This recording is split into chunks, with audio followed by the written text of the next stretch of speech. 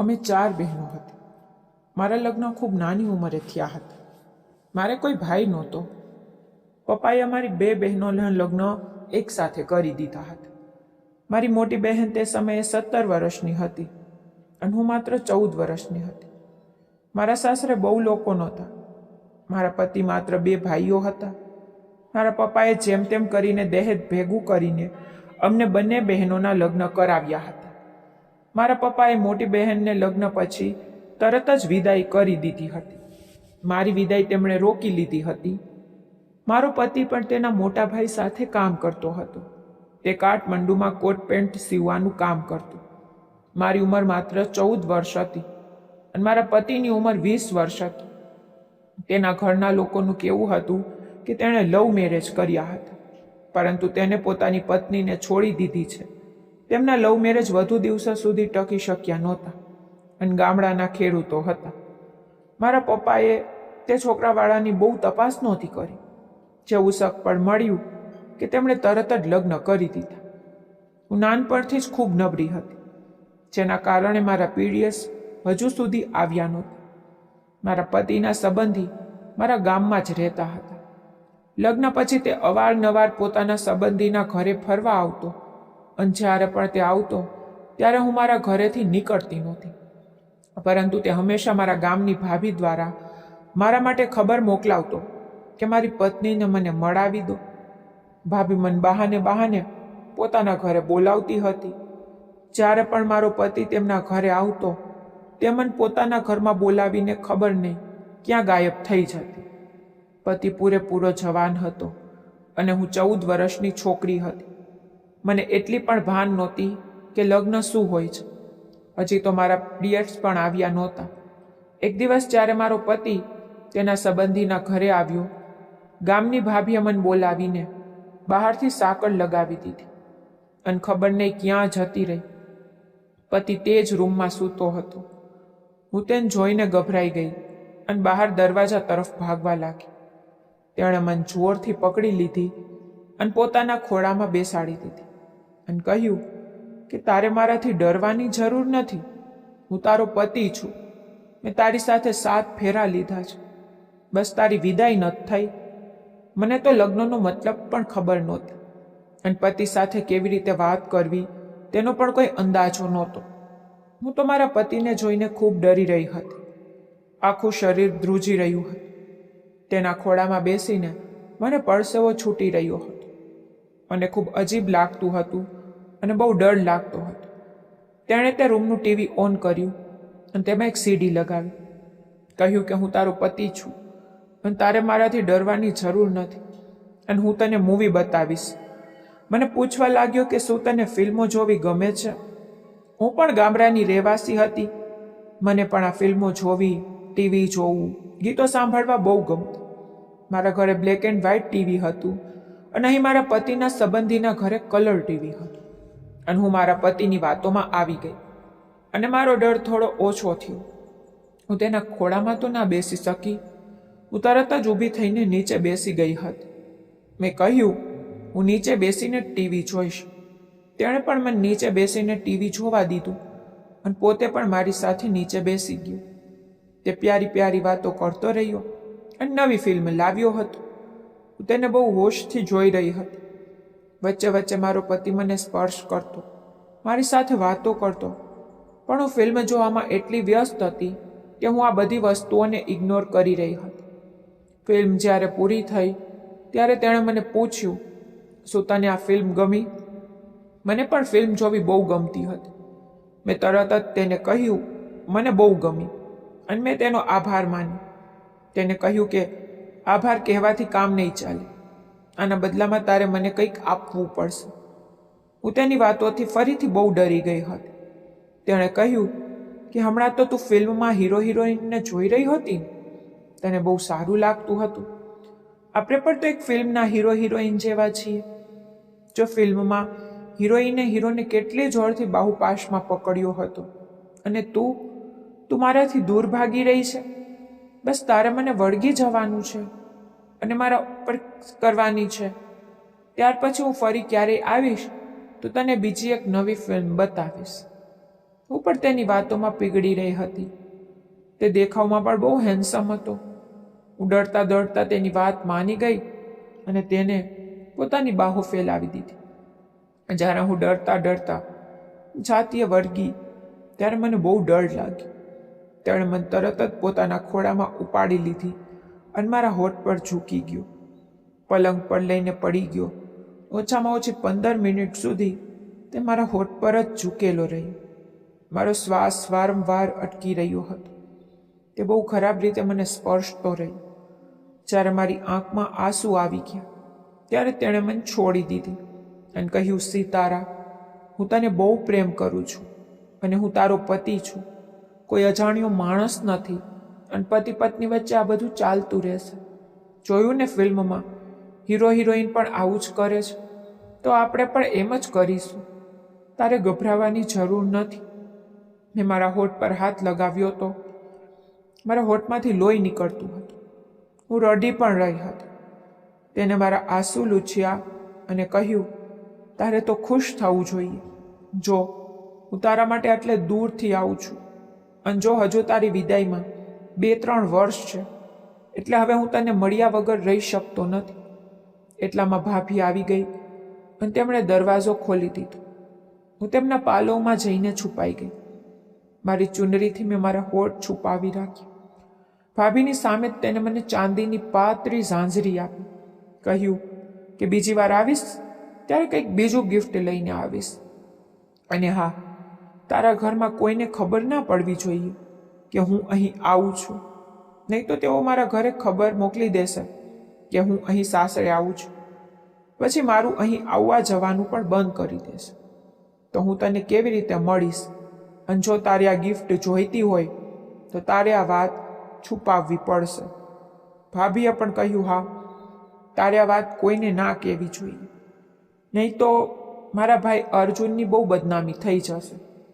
અર્જુન ભાભીનો દૂરનો પિતરાઈ ભાઈ થતો હતો અને અમારા ગામની બાજુમાં જ આ ભાભી રહેતી હતી. તે મારી પોતાની ભાભી નહોતી. તેમણે જ આ શક પણ જણાવ્યું હતું. એટલે મારા પપ્પાએ મારા લગ્ન કર્યા હતા. અમારે તેમના ઘરે બહુ આવવા જવાનું હતું. હું ગમે ત્યારે તેમના ઘરે જતી તો મારી મા મને રોકતી નહોતી. અમારી પાસે બહુ જમીન તો નહોતી. મારા પપ્પા પણ બીજાની જમીન પર ખેતી કરતા હતા. હા, ઘરનું ખાવા પીવાનું બરાબર ચાલતું હતું. પપ્પાએ પોતાની જમીન વેચીને અમે બંને બહેનોના લગ્ન કર્યા હતા. મારી મોટી બહેનના સાસરીવાળાએ તિલકમાં બહુ પૈસાની માંગણી કરી, જેના કારણે પપ્પાએ પોતાનું નાનકડું ખેતર વેચીને મારી મોટી બહેનના તિલકના પૈસા પૂરા કર્યા. મારા સાસરીવાળાએ તિલકમાં રોકડ પૈસા નહોતા માંગ્યા, કારણ કે હું ખૂબ જ સુંદર હતી. મારી સુંદરતાના કારણે જ મારા લગ્ન થઈ રહ્યા હતા. મારી મોટી બહેન થોડી શ્યામ હતી અને મારો રંગ બિલકુલ દૂધ જેવો સફેદ હતો. આ જ કારણે મારા લગ્ન થયા હતા. અને પપ્પાએ મારા સાસરીવાળાને એવું વચન આપ્યું હતું કે જ્યારે હું મારી દીકરીને વિદાય કરીશ ત્યારે તેમને કોઈ વાહન જરૂર આપીશ. સાસરીવાળા પણ આ વાત માની ગયા હતા અને તેમણે લગ્નમાં તિલકની માંગણી કરી નહોતી. મારા પપ્પાથી જે બન્યું તે જ તેમણે તિલકમાં આપ્યું હતું. જ્યારે બીજી બાજુ મારી મોટી બહેનના સાસરીવાળાએ જેટલી માંગણી કરી હતી તેટલા જ પૈસા આપવા પડ્યા હતા. અહીં મારો પતિ દર 6 મહિના પછી તેના સંબંધીના ઘરે આવતો હતો. મારા લગ્નને હવે 2 વર્ષ થઈ ગયા હતા. હું બહુ દુબળી પાતળી હતી. આ વખતે મારો પતિ આવ્યો ત્યારે હું સ્કૂલેથી આવી રહી હતી. ત્યારે જ રસ્તામાં મળી ગયો અને તેણે મને ત્યાં જ ઘેરી લીધી અને કહ્યું, શું તું મારી સાથે મેળો જોવા આવીશ? હું તને ત્યાં સિનેમા હોલમાં ફિલ્મ પણ બતાવીશ. મેં અત્યાર સુધી માત્ર સિનેમા હોલનું નામ જ સાંભળ્યું હતું. આ સાંભળીને મને થોડી લાલચ જાગી. પછી મેં કહ્યું, અર્જુન, હું મારી માને શું કહીશ કે હું ક્યાં જઈ રહી છું? અર્જુને કહ્યું, એ બધું મારા પર છોડી દે. તે મારી સંબંધી છે ને, તે બધું સંભાળી લેશે. બસ તું જઈને તારો બેગ મૂકીને તારી માને કે હું ભાભીના ઘરે જાઉં છું. ભાભીને બજારમાં ઘઉં દળાવવા માટે જવાનું છે. તે બહાને હું તને મેળો જોવા લઈ જઈશ. હું પણ તેની વાતોમાં આવી ગઈ અને એમ જ કર્યું. માને કહ્યું કે માં, ભાભી મને બોલાવે છે, તેમને બજારમાં જવાનું છે મારી સાથે. માએ કહ્યું ઠીક છે, ભાભીને મદદ કરી દે છે. અર્જુને પણ મારા વિશે તેના સંબંધી સાથે વાત કરી અને અમે બંને મેળો જોવા માટે ઘરની બહાર નીકળી ગયા. અર્જુને તેના સંબંધીની સાયકલ લીધી હતી. તે સાયકલ પર બેસાડીને મને મેળો જોવા લઈ ગયો હતો. ગામની અંદર તો હું તેની સાયકલ પર ના બેસી, ચૂપચાપ તેની પાછળ ચાલતી રહી. કોઈને ખબર નહોતી કે તે મારો પતિ છે. જ્યારે ગામમાંથી રોડ પર પહોંચ્યા ત્યારે તેને કહ્યું કે હવે તું મારી સાયકલ પર બેસી જા. હું તેની સાયકલ પર પાછળ બેસવા ગઈ તો તેણે તરત જ મારો હાથ પકડીને મને આગળ બેસાડી દીધી અને કહ્યું કે તું મારી હિરોઈન છે અને હું તારો હીરો છું, તો તું આગળ બેસીશ. સાયકલ ચલાવતા ચલાવતા તે ખબર નહીં મને કેટલી વાર ટચ કરતો રહ્યો. મારા ગાલ પર વારંવાર પોતાના ગાલ ટચ કરતો. મારા મગજ પર તો મેળો જોવાનું ભૂત સવાર હતું, એટલે હું તેના આ ટચને ઇગ્નોર કરી રહી હતી. અમે બંને મેળામાં પહોંચ્યા. તેણે મને હિંચકા ખવડાવ્યા. હિંચકા પર પણ મને જોર જોરથી પકડતો હતો. ક્યારેક મારી કળ પકડતો તો ક્યારેક મારા ધબકારા પર હાથ રાખતો. હું તો હિંચકા ખાવાની ધૂનમાં આ બધી વસ્તુઓનો અહેસાસ ઓછો કરી રહી હતી. ત્યારબાદ તેને મને સિનેમા હોલમાં ફિલ્મ બતાવી. તે પણ બહુ રોમેન્ટિક ફિલ્મ બતાવી, જેમાં વારંવાર હીરો હિરોઈન એકબીજાની નજીક આવતા. જ્યારે પણ એવો કોઈ સીન આવતો ત્યારે તે મને જોરથી પકડીને એવું કરવા લાગતો. હવે હું આ બધી વસ્તુઓ પર વધારે રિએક્ટ નહોતી કરી રહી. ખુશ થઈને સિનેમા હોલમાં ફિલ્મ જોઈ રહી હતી. આખી ફિલ્મ દરમિયાન તે મને સ્પર્શ કરતો જ રહ્યો. ક્યારેક મારી ધડકનને અડતો, મસળતો, ક્યારેક મારા ગાલને અડતો અને મસળતો. તેણે મને સાંજ પહેલાં જ ઘરે પહોંચાડી દીધી. આ વખતે તે મારા માટે ચાંદીની વીંટી લાવ્યો. આ વખતે તેને કહેવાની જરૂર ના પડી. મેં ખુશ થઈને આભાર માન્યો અને તેને ગળે વળગી ગઈ. અર્જુને આ વખતે પણ મારા હોઠ પર નિશાન આપ્યું હતું અને મારા હોઠમાંથી લોહી નીકળ્યું હતું. અગાઉ જ્યારે મારા હોઠમાંથી લોહી નીકળ્યું હતું અને મારી માએ જોયું ત્યારે મેં જૂઠું બોલ્યું હતું. માં, હું દરવાજા સાથે ભટકાઈ ગઈ હતી. મારું મોઢું દરવાજા પર વાગ્યું હતું. ભાભીએ પણ માને એમ જ કહ્યું. ભાભીને બધી ખબર હતી કે મારા અને પતિ વચ્ચે શું ચાલી રહ્યું છે. હવે હું 8મા ધોરણમાં આવી ગઈ હતી. મારા લગ્નને 3 વર્ષ વીતી ગયા હતા. મારી દીદીના સાસરીવાળા સાડા નહોતા. તેનો પતિ દારૂ પીતો હતો. તેના પર હાથ ઉપાડતો હતો. સાસુ પણ અવારનવાર ફરિયાદ કરતી હતી. મારી મોટી બહેન હવે પિયરમાં જ આવીને રહેવા લાગી હતી. આટલું તિલ કાપ્યા પછી પણ તેના સાસરામાં તેની કોઈ ઇજ્જત નહોતી. જ્યારે પતિ જ સારો ના હોય તો શું ઇજ્જત મળવાની? હવે તે સાસરે હંમેશા લડાઈ ઝઘડો કરીને અહીં પિયરમાં જ પડી રહેતી. મારા પપ્પા પણ પરેશાન થઈ ગયા હતા. મારી બંને 2 બાળકોની માં બન ચૂકી હતી. બંને બાળકોને લઈને અહીં પિયરમાં પડી રહેતી. હું તેને જોઈને બહુ પરેશાન રહેતી અને અર્જુનને લઈને પણ બહુ ચિંતા થવા લાગી. મારી સાસુ મારી મા પાસે હંમેશા ફોન કરતી હતી, હાલચાલ પૂછતી હતી અને મારી સાથે પણ વાત કરતી હતી. મારા સસરા પણ મારા પપ્પા સાથે વાત કરતા હતા. મારા સાસરીવાળા નોર્મલ લોકો લાગતા હતા, પરંતુ હજુ હું સાસરે ગઈ નહોતી એટલે મને મારી બહેનને જોઈને ડર લાગતો. મને મારઝૂટ કરનારો પતિ બિલકુલ ગમતો નહોતો. મને અર્જુન તો બિલકુલ એવો દેખાતો નહોતો. એક દિવસ મારી માએ મને જણાવ્યું કે હું તેની બીજી પત્ની છું અને મારી ઉંમરના કારણે તે લોકોએ મારી વિદાય કરાવી નહોતી.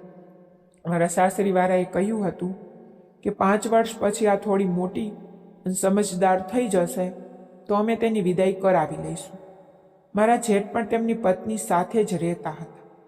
અત્યાર સુધી એવી કોઈ વાત સાંભળવા મળી નહોતી કે તેમના ઘરમાં કોઈ લડાઈ ઝઘડો રહેતો હોય કે કોઈ દારૂ શરાબ પીતું હોય. મને હવે થોડી થોડી આ બધી વસ્તુઓની સમજ પડવા લાગી હતી. આ વખતે મારી દીદી મારા ઘરે જ હતી. અર્જુન પણ ભાભીના ઘરે આવ્યો હતો.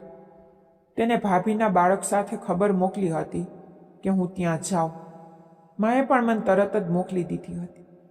આ વખતે ફરીથી ફિલ્મની સીડી લાવ્યો હતો. ભાભી સાંકળ લગાવીને અમને બંનેને મૂકીને બહાર ચાલી ગઈ. તેણે ફરી ફિલ્મ સ્ટાર્ટ કરી. આ વખતે તે ફિલ્મ બહુ જ અટકી રહી હતી. અર્જુને બીજી કેસેટ લગાવી. અચાનક તે સીડીમાં એક છોકરો છોકરી દેખાયા.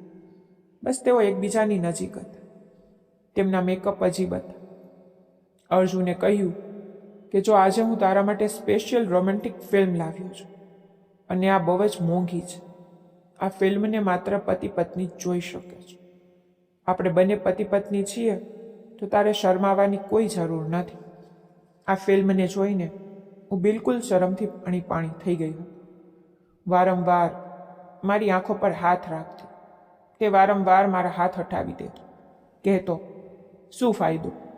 જ્યારે જોશો નહીં તો તું કેમ આટલું શરમાઈ રહી છે? હું તો તારો પતિ છું. પતિ અને પત્નીમાં કોઈ પણ શરમ હોવી જોઈએ નહીં. અર્જુને કહ્યું, તારે શરમાવાની જરૂર નથી. જો જેવું આ લોકો કરે છે આપણે પણ એવું જ કરીશું. તે ફિલ્મમાં છોકરો છોકરીની મસાજ કરી રહ્યો હતો.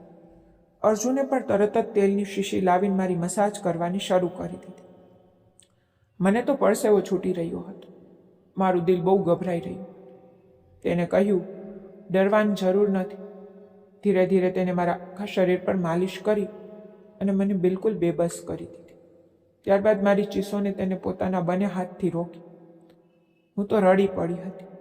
કહેવા લાગ્યો, થોડું સહન કર, પછી તને મારી આદત પડી જશે અને તું મારા વગર રહી નહીં શકે.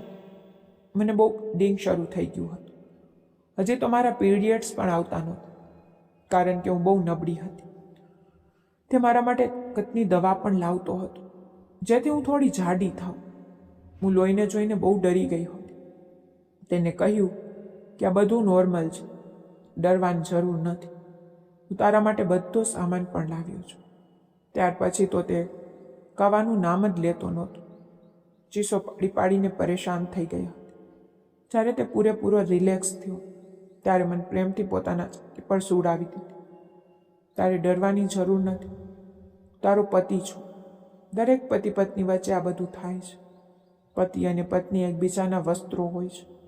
દરેક હાલતમાં પત્નીએ પોતાની ફરજ બજાવતા રહેવું જોઈએ. લગ્નમાં પંડિતજીએ પણ કેટલાક બધા વચનો આપ્યા હતા. હું પણ હવે ચૂપ થઈ ગઈ હતી.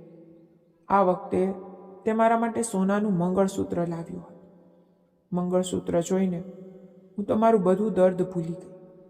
તેણે મને પ્રેમથી પહેરાવ્યું. આ વખતે તો તે મારા માટે કપડાં પણ લાવ્યું હતું.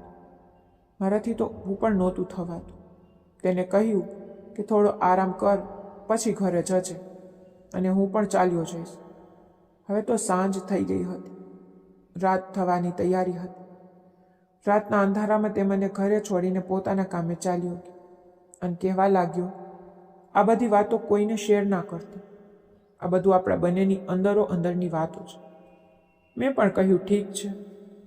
મારી તબિયત બહુ ખરાબ થઈ ગઈ હતી, કારણ કે મારા શરૂ થઈ ગયા હતા. મારી માએ પણ મને કોઈ કામ ના સોંપ્યું અને મને આરામ કરવા માટે કહ્યું. દીદીએ પણ મને આરામ કરવા માટે કહી દીધું. ત્યારે જ મારી દીદીની નજર મારા ગળામાં પહેરેલા મંગળસૂત્ર પર પડી તો પૂછવા લાગી, બહુ સુંદર છે, ક્યારે ખરીદ્યું માએ? મેં કહ્યું, ના, મને તો ભાભીએ આપ્યું છે. આ મારા પતિએ મારા માટે ગિફ્ટ મોકલાવી. માએ પણ તેના વિશે પૂછ્યું. મેં માને પણ એમ જ કહ્યું કે મારી મા બહુ ખુશ થઈ, બહુ બધા આશીર્વાદ આપ્યા. ત્યારબાદ મારી મોટી બહેનના પતિને કોસવા લાગી. ખબર નહીં કઈ અશુભ ઘડીમાં તેના પતિને અમે પસંદ કર્યો. નકામો, કોઈ કામનો નથી. 2 બાળકો પેદા કરીને અને અમારી છાતી પર છોડી ગયો છે. આ રીતે મારા લગ્નને હવે 4 વર્ષ વીતવા આવ્યા હતા. હજુ મારી વિદાયમાં 1 વર્ષ બાકી હતું. હવે મારા પતિને મારી ચિંતા થવા લાગી હતી. મારો પતિ બહુ બીમાર પડી ગયો હતો. મારી સાસુ પણ ઘણી વૃદ્ધ થઈ ગઈ હતી. પોતાના હાથે કામ કરી શકતી નહોતી. તે લોકોએ જલ્દી જ મારી વિદાયનો પ્રસ્તાવ મૂક્યો. મમ્મી પપ્પાએ પણ તેમનો પ્રસ્તાવ સ્વીકારી લીધો. મારી તે જ મહિનામાં વિદાય કરી દીધી. હવે હું 18 વર્ષની થઈ ચૂકી હતી અને પોતાના સાસરે આવી ગઈ હતી. મારી સાસુની તબિયત બહુ ખરાબ હતી. ડૉક્ટરે તેમની સિરિયસ કન્ડિશન બતાવી હતી. મારી વિદાયના 3 મહિના પછી મારી સાસુ આ દુનિયા છોડીને ચાલી ગઈ. મારો પતિ પણ ભાઈથી અલગ થઈને પોતાની દુકાન ખોલી લીધી. મારી તબિયત પણ બહુ ખરાબ રહેવા લાગી. મારો પતિ મને ડૉક્ટર પાસે લઈ ગયો ત્યારે મને ખબર પડી કે હું પ્રેગ્નન્ટ થઈ ગઈ હતી. મારી પ્રેગ્નન્સીને પૂરા 5 મહિના થઈ ચૂક્યા હતા. મારો પતિ મારી પ્રેગ્નન્સીનું સાંભળીને બહુ ખુશ થયો હતો. ડૉક્ટરે મને બેડ રેસ્ટ કહી દીધો હતો. પ્રોબ્લેમ એ હતી કે મારી સેવા માટે કોણ આવે? પતિ દુકાને ચાલ્યા જાય, હું ઘરમાં એકલી હોઉં. મોટી બહેનના છૂટાછેડા થઈ ગયા હતા. તેનો પતિ તેને ક્યારનો છોડી ચૂક્યો હતો. તેના સાસરીવાળા પણ સારા નહોતા. હવે તે પિયરમાં જ રહેતી. એક બાળકનું ઈલાજ ના મળવાને કારણે મૃત્યુ થઈ ગયું હતું. એક દીકરી તેની સાથે હતી. મારા પપ્પા પણ વૃદ્ધ થઈ ગયા હતા. હવે કમાનારા પણ કોઈ નહોતું. બંને નાની બહેનો પણ જવાન થઈ ગઈ હતી.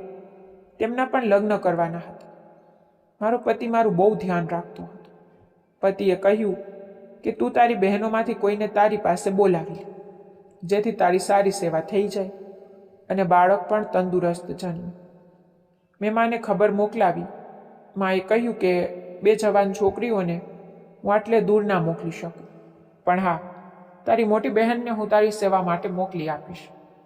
મારી છૂટાછેડા લીધેલ બહેન મારી સેવા કરવા માટે આવી ગઈ. મારો પતિ તેનું બહુ માન સન્માન કરતો. મારા પતિએ મારા પપ્પાની બહુ મદદ કરી હતી. મારી બંને નાની બહેનોના લગ્ન કરાવી દીધા હતા.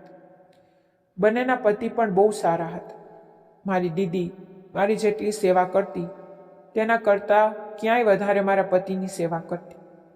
મારી તબિયતની ચિંતા અને દોડધામને કારણે મારા પતિની તબિયત બહુ ખરાબ થઈ ગઈ હતી. દીદી તેમની પણ દેખરેખ રાખતી હતી. મને પહેલાં તો ખરાબ ના લાગ્યું, કારણ કે હું પોતે બીમાર હતી. જ્યારે મારી ડિલિવરીનો દિવસ આવ્યો અને મેં એક તંદુરસ્ત બાળકને જન્મ આપ્યો, જે છોકરો હતો, મારો પતિ બહુ જ ખુશ થયો. અમારા ઘરમાં કોઈ વસ્તુની ખોટ નહોતી. મારો પતિ ઘણો મહેનતુ માણસ હતો. મારી દીદીને મારા ઘરે આવ્યાને 1.5 વર્ષ થઈ ગયું હતું. મારો દીકરો પણ ચાલવા લાગ્યો હતો. તે 1 વર્ષનો થઈ ગયો હતો. મારી દીદી અચાનક ઉલટીઓ કરવા લાગી. શરૂઆતમાં મેં વિચાર્યું કે હવામાનને કારણે હશે. ત્યારબાદ તેની સતત તબિયત ખરાબ લેવા લાગી. મારો પતિ તેને ડૉક્ટર પાસે લઈ ગયો ને પૂછ્યું, દીદીને શું થયું છે? કહેવા લાગ્યો, હવામાનને કારણે તેની તબિયત ખરાબ થઈ છે. ડૉક્ટરે દવા આપી છે, તે ખાઈને આરામ આવી જશે. મેં પણ મારી દીદીની દેખરેખ શરૂ કરી દીધી. થોડા દિવસોમાં દીદીને બિલકુલ આરામ થઈ ગયો. પહેલાં જેવી જ થઈ ગઈ, પણ સતત તેનું પેટ વધતું જતું હતું. મને હવે અજીબ લાગતું હતું. અચાનક તેનું પેટ કેમ વધતું જાય છે? મેં દીદીને કહ્યું, પણ ખરું કે તમારા પેટને શું થયું છે? પહેલાં કરતાં વધારે બહાર દેખાય છે. એવું લાગે છે પેટમાં કોઈ બાળક છે. દીદીએ મારાથી નજર ચોડાવી અને કહ્યું, ના, હું થોડી જાડી થઈ ગઈ છું. તે કારણે તને એવું લાગતું હશે. આ તો તારો વહેમ છે. મેં પછી આ વાતને ગંભીરતાથી ના લીધી.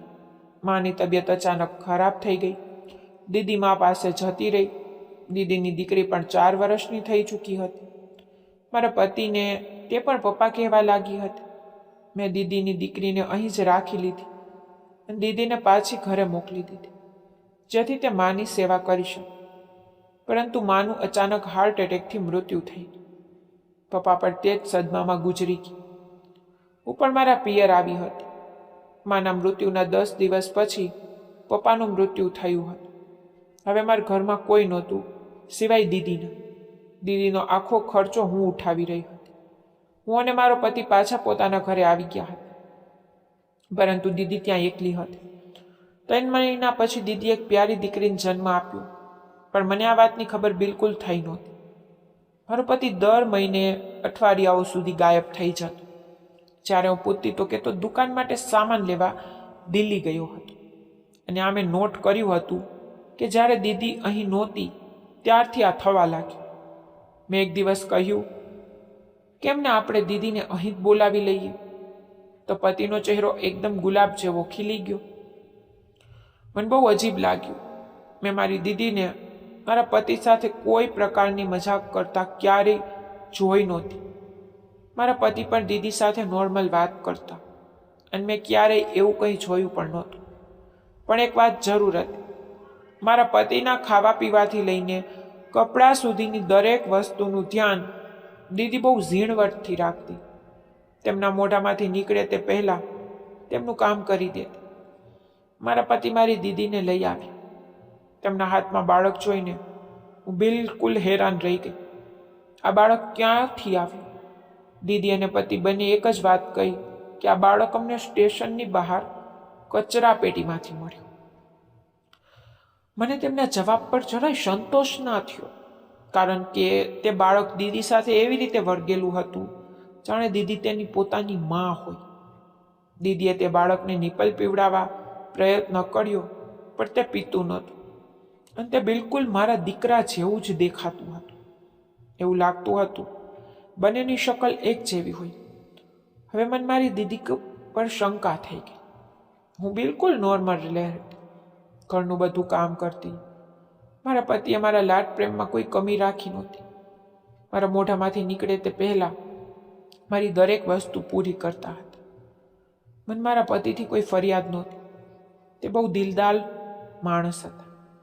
દીદી દર મહિને મારા માના ઘરે જતી તો મારા પતિ જ તેમને લઈ જતા અને 2-3 દિવસ રહીને તેમને સાથે જ લઈ આવતા. મને શંકા તો બહુ હતી, પણ મેં ક્યારેય તેમને વાત કરતા જોયા નહોતા અને ના કોઈ એવી વસ્તુ જોઈ હતી જે તે બંને પર મને શંકા ઉપજાવે. તે બાળકને લઈને મારા દિલમાં શંકા બહુ ઊંડી હતી. આ બાળક મારા પતિનું જ છે, કારણ કે તે બાળકને મેં દીદીને છાતીએ દૂધ પીવડાવતા જોઈ હતી અને મારો પતિ પણ તે બાળક સાથે બહુ એટેચ હતો. જોકે પતિ તો ત્રણેય બાળકોને બહુ પ્રેમ કરતા હતા.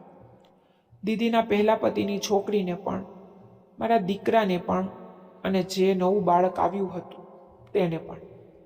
હવે હું આ વાતની ખબર કોઈ પણ સંજોગોમાં લગાવવા માંગતી હતી કે મારા પતિ અને દીદી વચ્ચે એવો કયો સંબંધ છે. મારી દીદી બંને બાળકોને લઈને પતિ સાથે મારા ઘરે ગઈ અને મને પતિએ કહ્યું કે અમે 1 અઠવાડિયા પછી આવીશું. આ વચ્ચે મને પણ મોકો હતો કે હું તે બંનેની અસલિયતની ખબર પણ લગાવી શકું કે આ બંને વચ્ચે કયો સંબંધ છે. ત્યારે જ હું તેમની દુકાનના કારીગર સાથે ચૂપકેથી મારા પિયર ચાલી આવી અને તે કારીગરને મારા ગામમાંથી જ પાછો મોકલી દીધો અને મને આવતા આવતા અહીં રાત થઈ ગઈ અને માના ઘરની ચાવી પણ મારી પાસે હતી. જેવું દરવાજાના લોક પર હાથ રાખીને દરવાજો ખોલ્યો તો મારા પગ નીચેથી જમીન સરકી ગઈ. દીદી અને મારો પતિ એક જ પલંગ પર હતા. જેને જોઈને મારી દુનિયા હલતી હોય એમ લાગ્યું હતું. મેં એક જોરદાર ચીસ પાડી. બંને જ હળબરાઈને બેઠા થઈ ગયા. મારી ચીસ સાંભળીને પેલા 3 બાળકો રડવા લાગ્યા. પતિ અને દીદી બંને જલ્દીથી પોતાને સંભાળતા મારા પગમાં પડી ગયા હતા. દીદીએ મને ચૂપ કરાવવા માંડી. પતિ પણ મારા પગમાં બેસીને માફી માંગતો હતો. પતિએ કહ્યું, શોર ના કર, હું બધું જ જણાવું છું. હું તને બહુ પ્રેમ કરું છું અને તારી જગ્યા કોઈ ના લઈ શકે સિતારા. એ કહ્યું, તમે બંને 1 નંબરના દગાબાજ છો. દીદી, તે મારા જ ઘરમાં રહીને મારા પતિને જ હડપી લીધો. દીદીએ કહ્યું, આમાં અર્જુનની કોઈ ભૂલ નથી. બધી ભૂલ મારી છે. હું તને બધું સાચું કહીશ. તું અર્જુનને કંઈ ના કહેતી. જ્યારે તને ડૉક્ટરે બેડ રેસ્ટ કહ્યો હતો, જ્યારે તું અર્જુનનું ધ્યાન નહોતી રાખી શકતી, તારી સ્થિતિ જોઈને અર્જુન બહુ ચિંતામાં હતો. આને પણ બહુ તાવ આવી ગયો હતો. અર્જુનને બહુ ઠંડી લાગતી હતી. દવા ખાધા પછી પણ અર્જુનની ઠંડી જતી નહોતી. તું તારા રૂમમાં સૂતી હતી. ડૉક્ટરે તને પતિથી દૂર રહેવાની સલાહ આપી હતી અને તું તે બખૂબી નિભાવી રહી હતી. પરંતુ અર્જુનની હાલત જોઈને હું ગભરાઈ ગઈ હતી. મેં મારી સામે જ મમ્મી પપ્પાને મળતા જોયા હતા અને અર્જુન તો આપણા બધા માટે ભગવાન હતો. અર્જુને મારી બંને નાની બહેનોના લગ્ન કરાવ્યા, તે પણ સારા ઘરમાં અને સારા માણસ સાથે. અર્જુન મારું બહુ માન પણ રાખતો હતો, પણ ક્યારેય આંખ ઊંચી કરીને જોતો નહોતો. પરંતુ તે દિવસે અર્જુનની હાલત જોઈને હું બહુ જ ગભરાઈ ગઈ. હું અર્જુનને તે હાલતમાં ના જોઈ શકી. મેં અર્જુનને રજાઈ પણ ઓઢાડી હતી. તે છતાં અર્જુન ધ્રુજતો હતો. મારાથી તેની હાલત જોવાઈ નહીં. હું તરત જ તેના પલંગમાં તેની પાસે જતી રહી. અર્જુન તાવમાં હતો. તેને લાગ્યું કે કદાચ તું છે. અર્જુન તારું નામ લઈને બળબડતો હતો, અને તેણે મારી સાથે તે બધું કર્યું છે તે તારી સાથે કરતો આવ્યો હતો. મને પણ બહુ સુકૂન મળ્યું, કારણ કે મને પણ મારા પતિથી દૂર થયાને કેટલાય વર્ષો થઈ ગયા હતા. મને પણ કોઈ સાથીની જરૂર હતી. તે રાત્રે અમે બંને એકબીજા પાસેથી બહુ સુકૂન અને સુખ મેળવતા હતા. અર્જુન પણ આ વસ્તુ માટે ક્યારનો તડપતો હતો, કારણ કે તે તારી પાસે ના જઈ શકતો હતો. ડૉક્ટરે તને પરહેજ બતાવી હતી. જ્યારે અર્જુનનો તાવ ઉતર્યો, તે મારાથી નજર મિલાવી નહોતો શકતો. પણ મેં અર્જુનને કહ્યું, અર્જુન, હું ક્યારેય આ રાઝ નહીં ખોલું, કારણ કે આ વસ્તુની મને બહુ જરૂર હતી, અને તે બધું પૂરું કર્યું. અર્જુન, હું તારી ગુલામ થઈ ગઈ છું. તારી ચાહતમાં હું કંઈ પણ કરી શકું છું. અર્જુન, તું એમ જ મારા પર ક્યારેક ક્યારેક તારી મહેરબાની કરી દેશ. હું તને પ્રેમ કરતી રહીશ, પણ લગ્ન નહીં કરું, કારણ કે હું મારી બહેનનો સૌભાગ્ય છીનવવા માંગતી નથી, અને આપણો બંનેનો સંબંધ એમ જ ચાલતો રહેશે. તું મારી બહેનને ક્યારેય દગો ના દેતો. ત્યાર પછી મને જ્યારે જરૂર પડતી હતી, હું અર્જુન પાસે જતી, અને હું પ્રેગ્નન્ટ થઈ ગઈ. મેં અહીં પિયરમાં આવીને બાળકને જન્મ આપ્યો. અર્જુને મારી બહુ મદદ કરી. મેં અર્જુનને તારા સોગંદ આપ્યા હતા. કહ્યું હતું કે રાજ જ રહેશે. પણ આજે તું બધું જાણી ચૂકી છે. મારી બહેન તરત જ રસોડા તરફ ભાગી અને છરી ઉપાડી લાવી અને કહ્યું, મને અહીં જ મારી નાખો અને અહીં જ ઘરમાં દાટી દે. મને કોઈ પૂછવા વાળું નથી. મારી આગળ પાછળ કોઈ નથી. મારા 2 બાળકો છે, અને મને ખબર છે કે તું તેમને આરામથી પાડી લઈશ.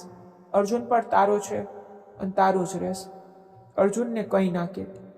તે આપણા બધાનો મસીહા છે. દીદીની વાતો સાંભળીને હું બિલકુલ હેરાન રહી ગઈ. હું કંઈ ના કહી શકી. દીદીની જિંદગી તો ભગવાને આપી હતી. હું ભલા કેમ તેમનો જીવ લેત? મેં તેમને માફ કરી દીધા, કારણ કે મારી દીદી મને મારા જીવથી પણ વહાલી હતી. મારા મા બાપ પણ નહોતા. તે સૌથી મોટી હતી. તે મા બાપની જગ્યાએ હતી. મેં દીદીને માફ કરી દીધી, અને મારા પતિને પણ. મેં દીદીને કહ્યું, તું મારા પતિ સાથે લગ્ન કરી લે. દીદીએ કહ્યું, ના, જો લગ્ન કરીશું તો દુનિયાને ખબર પડી જશે. લોકો અર્જુનને અને તને ખોટી નજરે જોશે અને 100 પ્રકારની વાતો કરશે. આનાથી બાળકોના ઉછેર પર પણ ખોટી અસર પડશે. અમે એમ જ અમારી જિંદગી વિતાવીશું. આપણને લોકોને કહેવાની જરૂર નથી. તો તમે લોકો લાઈક કરી જણાવો કે શું આ વાત ઠીક છે કે ખોટી. અને બધાનો હું બહુ આભાર માનવા માંગુ છું, જે લોકો મારો વિડીયો જુએ છે, લાઈક કરે છે, શેર કરે છે. જો તમને આજની વાર્તા પસંદ આવી હોય તો વિડીયોને જરૂર લાઈક કરજો, અને તમારા મિત્રો સાથે શેર પણ કરજો. અને હા, જો તમે હજુ સુધી અમારી ચેનલને સબસ્ક્રાઈબ નથી કરી તો જરૂર સબસ્ક્રાઈબ કરી લો. મળીએ આપણે આવતીકાલની બીજી એક નવી રસપ્રદ વાર્તા સાથે. મારા પર સદા તમારો પ્રેમ અને સ્નેહ બનાવી રાખજો. બધાને મારા પ્રેમભર્યા નમસ્કાર મિત્રો. ખુશ રહો, સ્વસ્થ રહો, મસ્ત રહો. ધન્યવાદ.